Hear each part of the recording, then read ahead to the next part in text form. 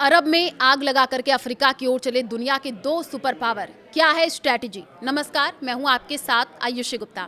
देखिए, middle east में Iran Israel युद्ध की वजह से हालात नाजुक हैं। अरब में युद्ध की आग लगा करके दुनिया के दो सुपर पावर चीन और अमेरिका अब अपनी नजदीकी अफ्रीका से बनाने में लगे हुए हैं।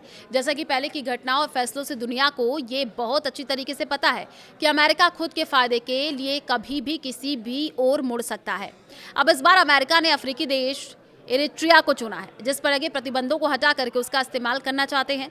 वहीं चीन अफ्रीका के साथ अपनी आर्थिक साझेदारी को मजबूत करना चाहता है।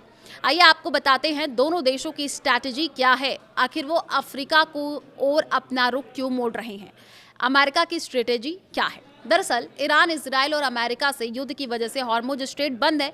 ऐसे में अमेरिका ने अफ्रीकी देश इरिट्रिया से अपने रिश्ते सुधारने पर फोकस कर रहा है। ऐसा इसलिए क्योंकि इरिट्रिया की सीमा रेड सी 700 मील से ज़्यादा है। ये वजह जियोग्राफिकल रूप से काफ़ी अहम है। मौजूदा समय में ईरान के साथ अमेरिका का तनाव चल रहा है।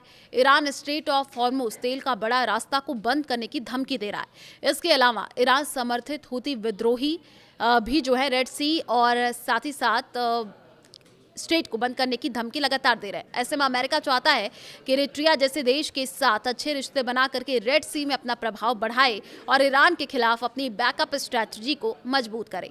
चीन अपनी रणनीति में आर्थिक मजबूती को बढ़ाना चाहता है। ऐसे में अफ्रीका की तरफ रुख कर रहा है। चीन अफ्रीका को अपना सबसे बड़ा व्यापारिक साझेदार बनाने की ओर जुटा है।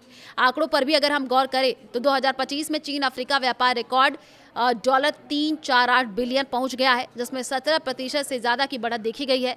चीन ने अफ्रीका को सहूलियत देते हुए मई 2026 से 53 अफ्रीकी देशों के सभी उत्पादों पर जीरो टैरिफ लागू करने का फैसला किया है। ये मौका अफ्रीका के लिए भी काफ़ी अहम है, क्योंकि इस फैसले के बाद उसका सामान चीनी बाजार में सस्ता होगा, जिससे उसकी डिमांड बढ़ सकती है। हाल ही में संयुक्त राष्ट्र के अफ्रीका आर्थिक आयोग UNECA के अधिकारी मेलाकू गोबियो ने कहा कि दुनिया की पुरानी आर्थिक अव्यवस्था जो लगभग 80 साल से चल रही थी, अब काफ़ी दबाव में आ गई है। पुराने नियम टूट रहे हैं, देश एक दूसरे के साथ नए सिरे से सोच रहे हैं। ऐसे समय में चीन की खुली नीति अफ्रीका के लिए बहुत ज़रूरी और सही समय पर आई है। चीन अपनी सॉफ्ट पावर के लिए दुनिया में जाना जाता है। बड़ी आबादी वाला चीन अपने बाजार, जिसमें वो कच्चे माल, तेल, खनिज, कोबाल्ट आदि की सप्लाई सुरक्षित रखना चाहता है। अपना सामान, मशीनरी, ग्रीन टेक, सोलर बेचना चाहता है। ऐसे में अफ्रीका से करीबी उसके लिए काफ़ी फायदेमंद बन सकती है।